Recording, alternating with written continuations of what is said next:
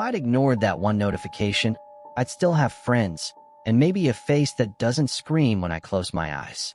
That single ping, just one innocent little sound at exactly midnight, was the start of everything unraveling. You think you're safe because it's just your phone, just a request, just another stranger reaching out across the internet. But I'm telling you right now, nothing has ever been less harmless. I know you're curious. You're already wondering what could be so bad about clicking accept. Maybe you've even done it yourself, lying in bed, scrolling in the dark, half dreaming, half daring yourself to hit that green check mark, because what's the worst that could happen? That thought alone is what gets you caught. That's how they find you. I should have known better. The profile picture didn't look right. The username was too plain, too forgettable. But fatigue and boredom are the perfect weapons. Midnight friend requests slip in when you're at your weakest, when your guard is down and your mind is foggy. And if you're unlucky enough to let one through, well, you won't just regret it, you'll carry it forever, because it doesn't stop at your screen. That's the part no one tells you.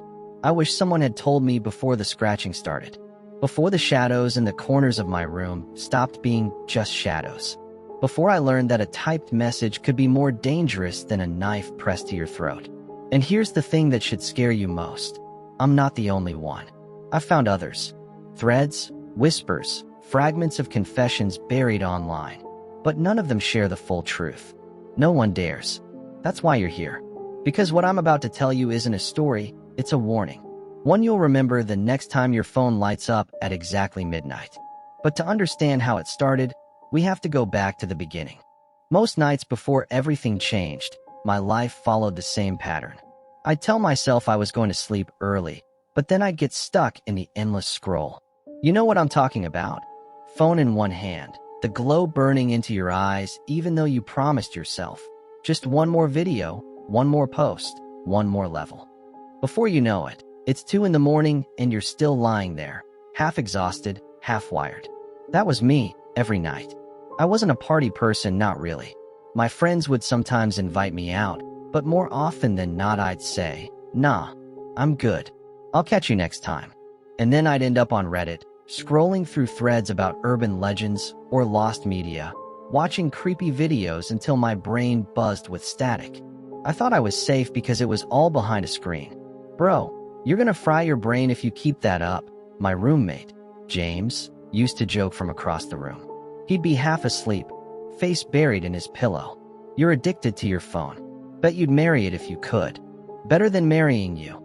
I'd shoot back, laughing. That was our thing.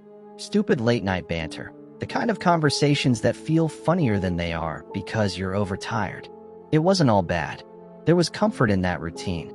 The quiet hum of my fan. The faint city sounds outside my window.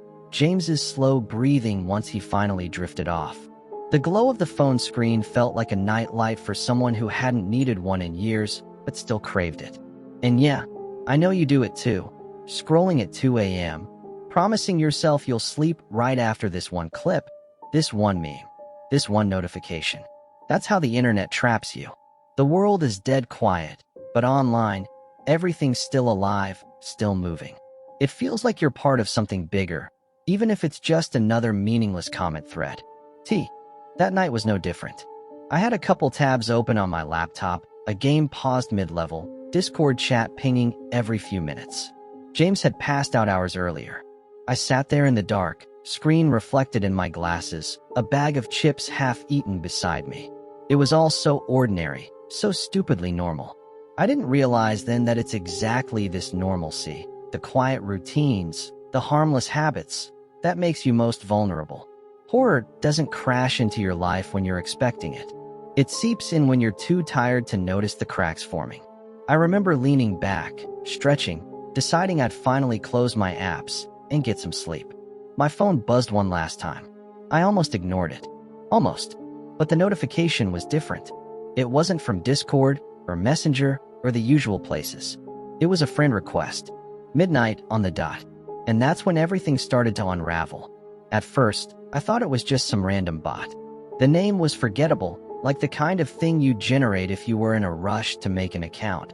Eli_forever. Not suspicious enough to scream, scam. Not unique enough to stand out. Just plain. That's what unsettled me most, though I didn't realize it at the time. The profile picture was equally bland. A blurry photo of someone standing in front of a window, their face hidden in shadow. Too normal to be creepy, too vague to be real. It was the kind of account you'd scroll past without thinking twice. And yet, I didn't scroll past. Instead, I stared at it. Midnight on the dot. The timing nagged at me, like a tiny itch in the back of my mind. I opened Discord to distract myself, and one of my friends, Kara, was online.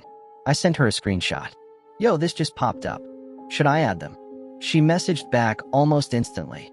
Dude, don't accept midnight requests. Bad omen. I laughed. Seriously? Yeah. Heard about it on some creepypasta thread. They say if you accept one at 12 o'clock exactly, you're basically inviting something in. Like digitally opening your front door. I rolled my eyes. It's probably just some dude who found me through mutual friends. Still, don't. I'm serious. That's Kara for you. Always half joking, half deadpan serious in a way that made it impossible to know which half she meant. But here's where I want to ask you.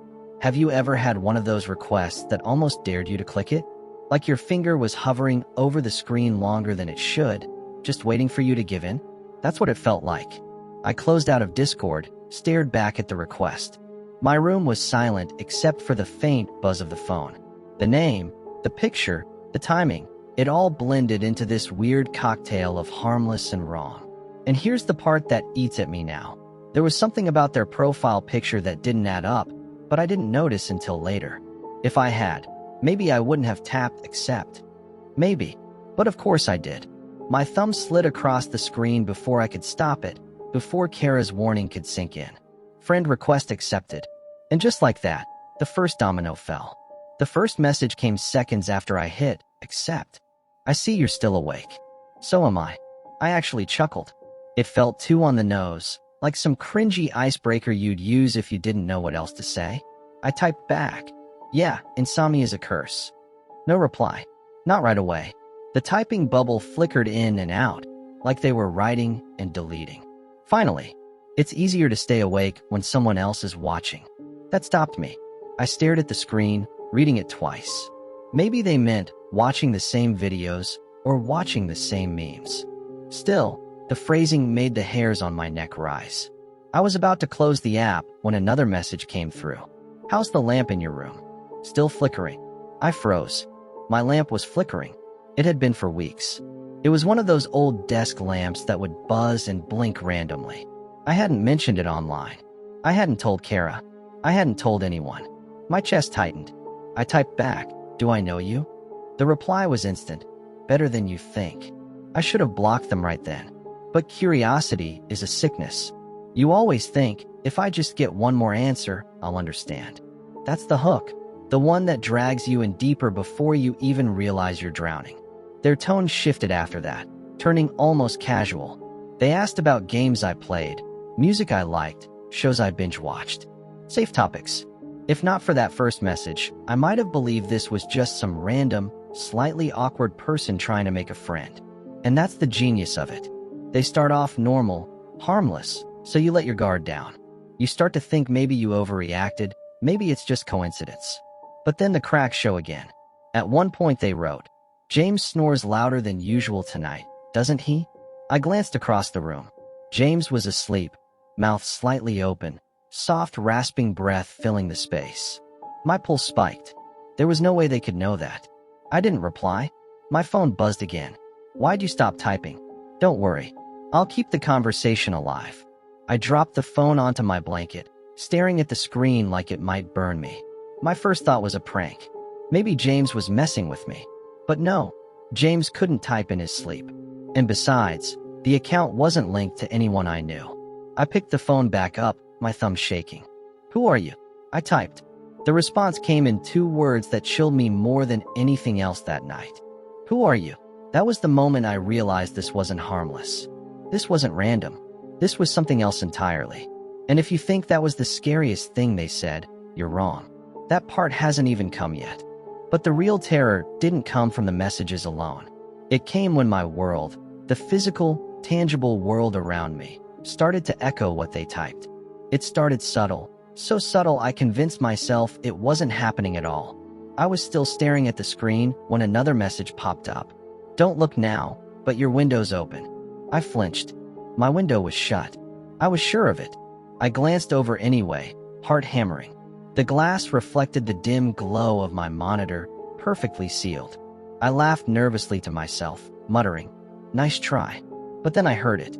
Scratch, scratch, scratch. The sound came from the window. Long, dragging strokes like nails across glass. My chest tightened.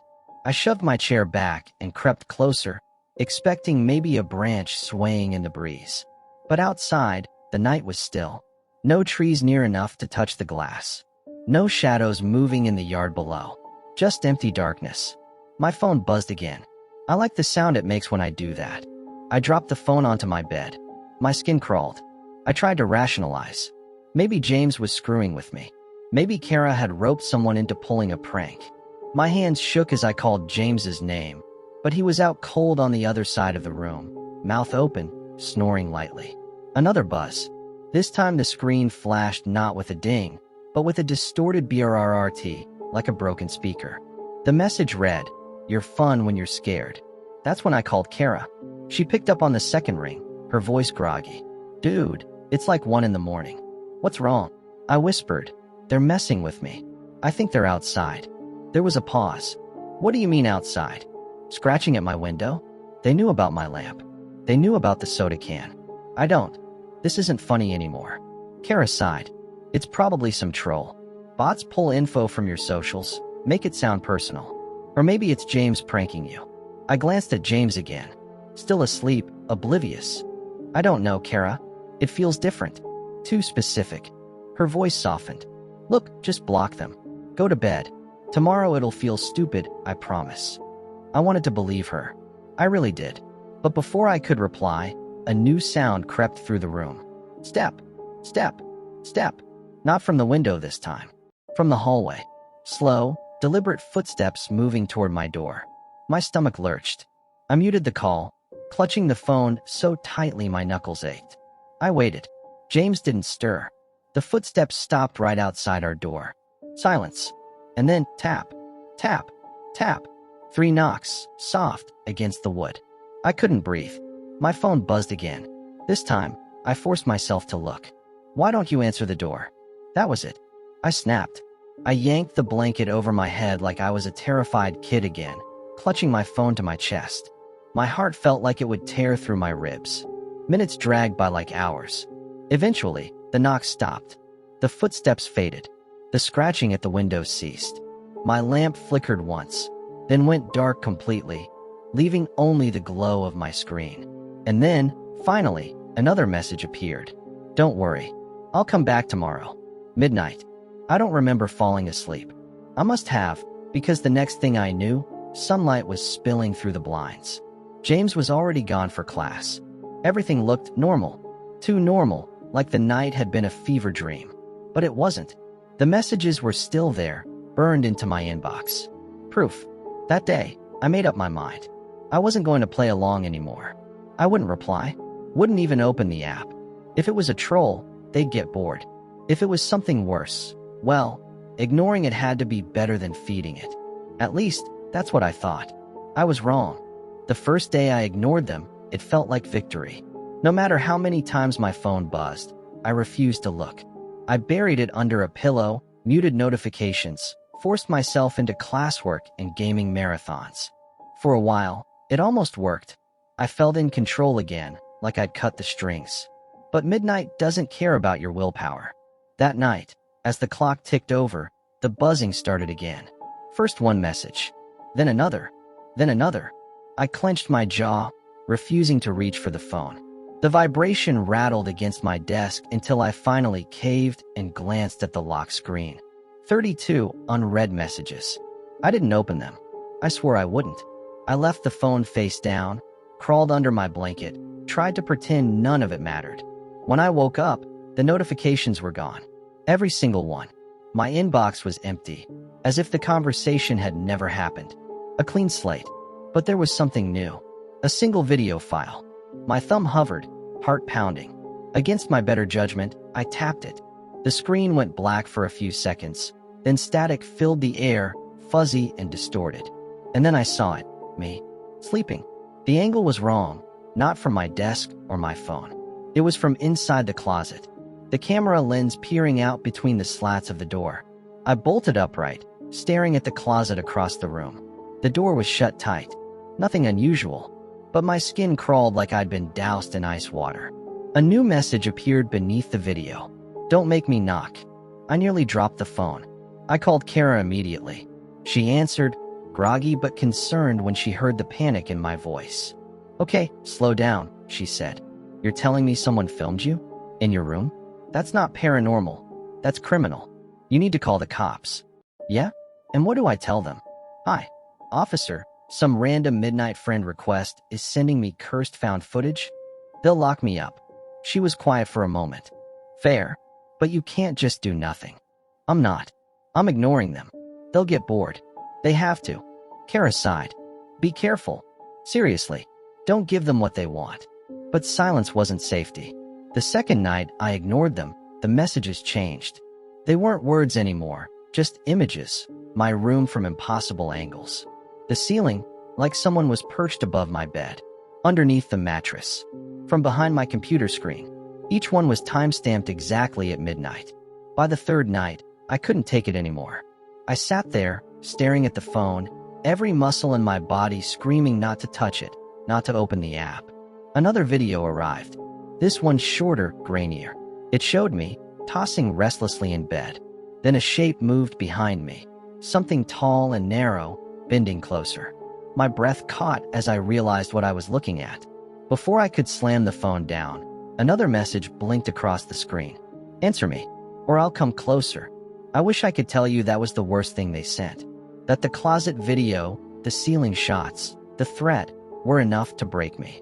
But no, the worst message came later. And it's the one I wish I could erase from my memory. That was the moment I knew ignoring them wouldn't save me. If anything, it was making them bolder. Which left me only one option, to figure out what I was dealing with.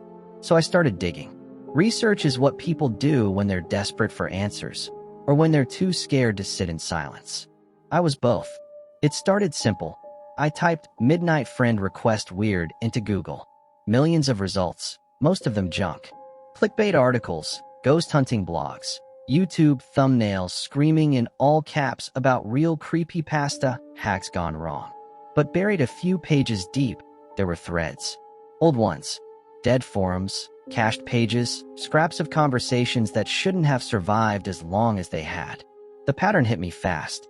Different usernames, different cities, different years, but the same story. A friend request at exactly midnight. A generic username, a blurry or faceless profile pic. Messages that started harmless, then shifted into uncanny familiarity. Details no stranger should know. And always the escalation. Photos, videos, threats. I thought maybe I was just doom scrolling, spiraling down an internet rabbit hole. But then I found something that made my stomach flip. A 2012 archive of a thread on our /nosleep titled, "They Won't Stop Messaging Me at Midnight." The OP wrote almost exactly what I'd been through. Requests, flickering lights, whispers at the window. Except their story cut off suddenly. No updates, just a deleted account. In the comments, someone had written, "OP, you still there?" No reply. And then, this was the part that made my skin crawl. 3 years later, another user replied to the dead thread. "It happened to me too. If anyone finds this, don't answer them." That account also stopped posting after that night. I wasn't reading creepypasta anymore. I was reading obituaries in real time. Of course, the rational side of my brain tried to fight back. Maybe it was all roleplay. Nosleep thrives on performance horror. People vanish from forums all the time. Life gets in the way, or they get bored, or they forget their password. That's all. But the timestamps, the consistency, the way details lined up exactly with what I'd seen in my own messages, it was too clean, too specific. I dug deeper. Old 4chan green text posts joked about the midnight friend. On Tumblr, there were grainy GIFs tagged #midnightcurse. Reddit had scattered mentions. usually downvoted into oblivion, like the community didn't want those posts to surface. The weirdest part? Mentions of social media platforms quietly deleting anything tagged with certain phrases. Screenshots vanished. Accounts that tried to document it went private or got nuked. Like someone, or something, was sweeping up the breadcrumbs as fast as people dropped them.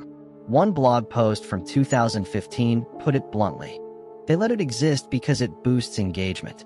The algorithm doesn't care if it's blood or dopamine. It only measures time spent scrolling. Midnight friend requests? Just another metric. I wanted to laugh it off, but the sick twist in my gut told me it wasn't a joke. By the third night of research, I hadn't slept. I was chain drinking energy drinks, tabs open across 2 monitors, phone face down, and buzzing like a wasp nest beside me. My notes looked like conspiracy theory wallpaper, arrows connecting usernames, dates, eerie one-liners scribbled in red pen. That's when I found the oldest mention yet. A post on an obscure paranormal forum, dated 2004. Back when Friendster and early Facebook were still the future.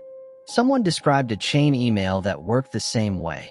An invitation arriving at midnight, promising friendship if you clicked. Most ignored it.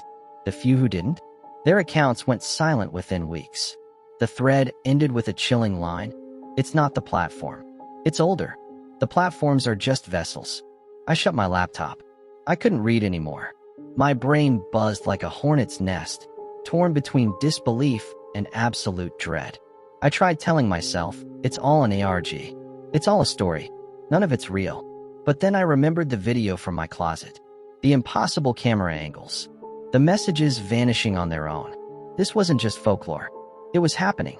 To me. And worse, if the legends were true, it only ended one way. Disappearance. Silence.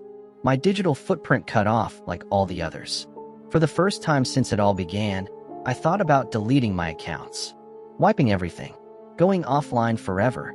But the thing about curiosity? It's not satisfied with survival. It wants answers. And a voice in the back of my skull whispered, maybe the only way out is through. I looked at my phone. The icon pulsed faintly with a new notification. Midnight again. My reflection stared back at me in the black screen, hollow-eyed, jittery from caffeine and fear. All right, I whispered. One more chat. But this time on my terms. I tapped it open. Midnight. I didn't even need a clock anymore. My body knew. The air changed, went heavier, like a storm rolling in just above my ceiling. I stared at my phone for a full minute before my thumb tapped open the app. The chat window was already waiting. Eli_forever. Hello again. My throat was dry. I typed back. What do you want from me? The 3 dots appeared instantly. Eli_forever. I want what you're already giving. Which is? I asked. Eli_forever. Attention. Fear. The things that keep you awake at night. I drink those better than blood. I froze. Because as much as I wanted to scoff, I knew it was true. My fear had been feeding something. Keeping it here, in my life, in my house. I typed, then why me? The reply hit before I even finished the question. Eli_forever. Because you asked. You opened the door. Midnight. Friend request. Remember? You clicked yes. My hands trembled. I wanted to quit, throw the phone across the room, but I didn't. I couldn't. Eli_forever. You think this is typing. It isn't. This is you, talking to yourself. I stared, heart hammering. Eli_forever. Look. I'll prove it. Then came the worst thing. Eli_forever. If you stop typing, I'll finish the sentence for you. I froze. My pulse pounded in my ears. That's impossible, I typed. Eli_forever. That's impossible. It echoed back instantly. I dropped the phone like it had burned me.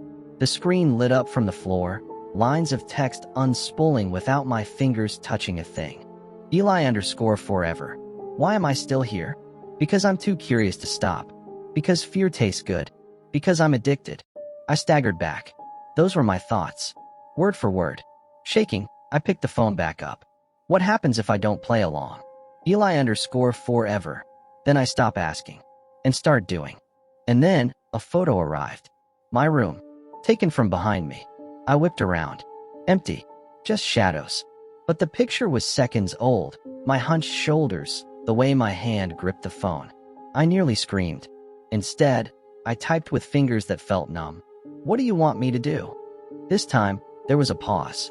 Longer than before. My chest squeezed tight. Finally, Eli_forever. Choice. What kind of choice? Eli_forever. Stay with me forever. Midnight chats, no end. Or, the dots pulsed again. Eli_forever. I come sit beside you, and we never have to type again. I stared at that sentence until my eyes blurred. My choices weren't choices at all. Damned if I stayed. Damned if I didn't. And here's the part that should gnaw at you. The part that still gnaws at me. What I typed next is the only reason you're hearing this story now. I took a breath that felt like swallowing glass. My fingers hovered, then pressed each key, slow and deliberate. Then let's finish this on my terms. The dots appeared, paused, flickered, then the reply came. Eli_forever. Interesting. Proceed.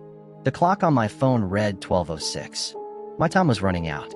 And with that, I knew the climax had already begun. The moment I hit send, everything in my room shifted.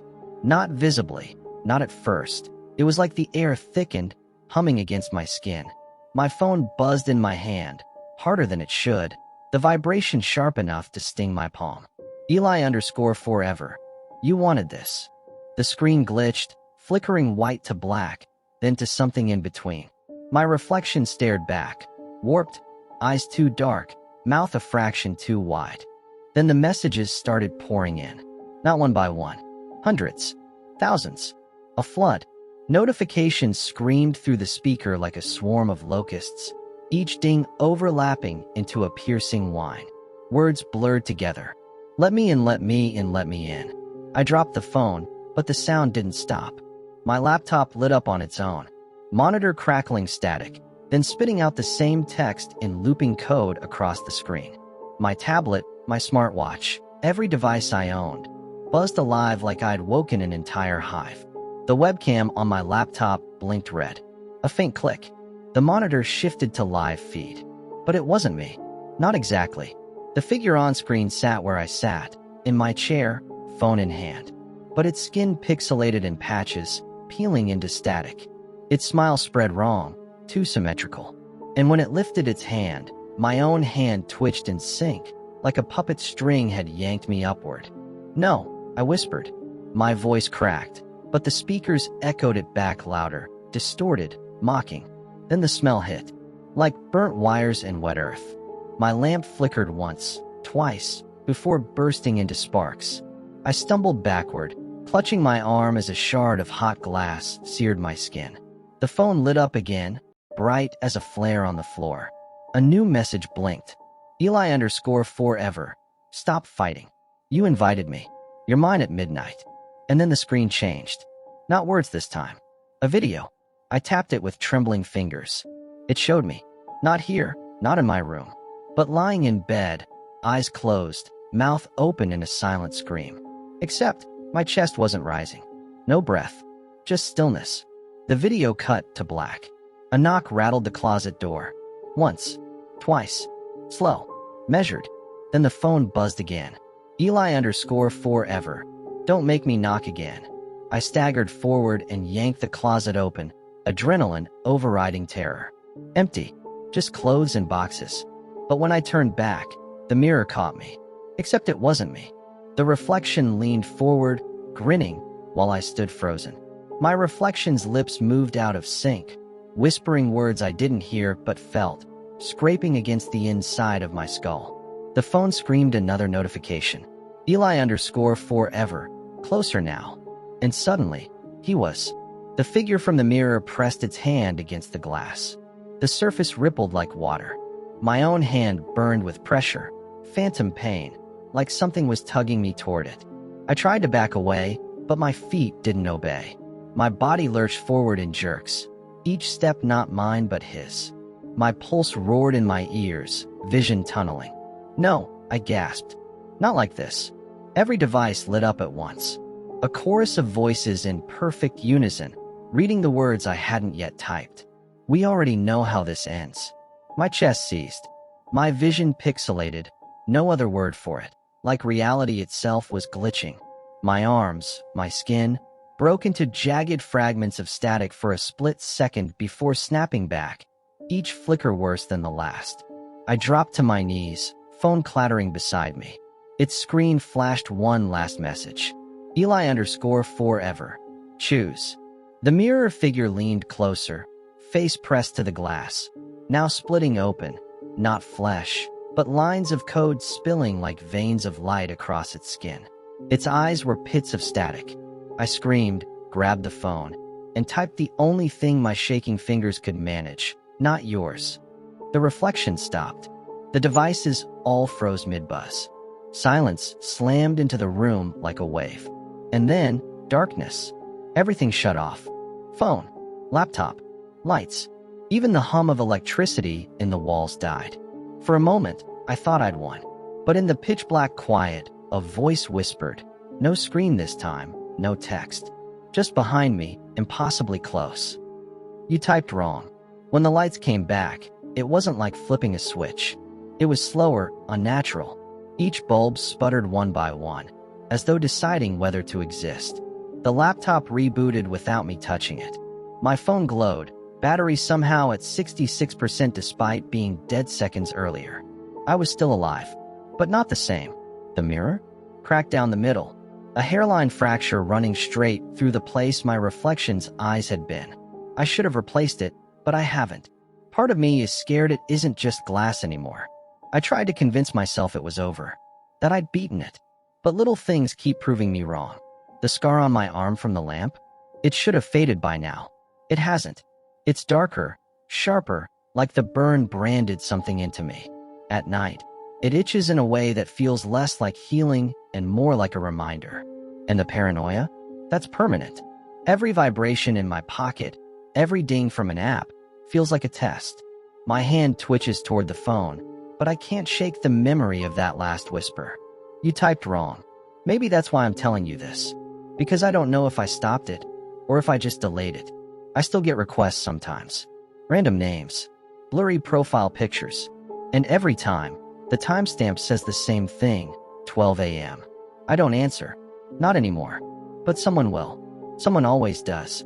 And if the legends are right, if the forums were true, then it only takes one click to let it back in.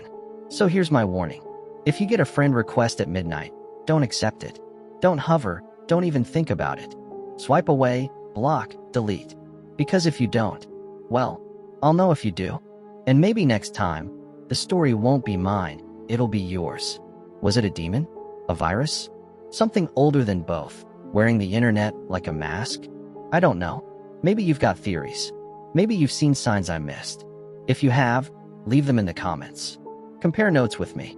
Help me figure out what I've been marked by. If I'm still here to read them. If you've stayed with me this far, thanks.